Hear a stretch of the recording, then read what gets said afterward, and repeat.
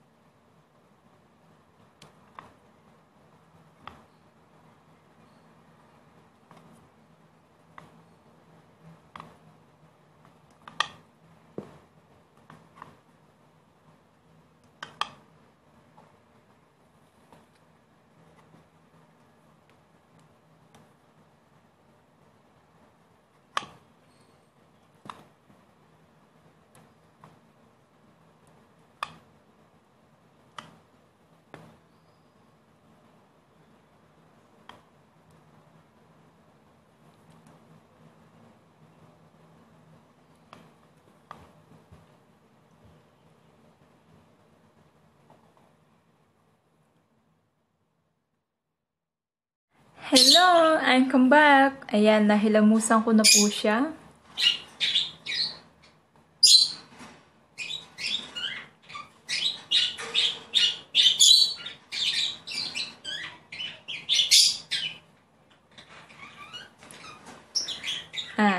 Thank you po sa lahat na nanood, and then I hope na nagustuhan nyo po yung share ko. Try nyo po sa inyo para makita nyo po talaga yung result sa inyong face. Please guys, don't forget like and subscribe to my YouTube channel and hit the bell na rin para ma-update kayo sa mga bagong video na gagawin ko pa. Thank you po. God bless.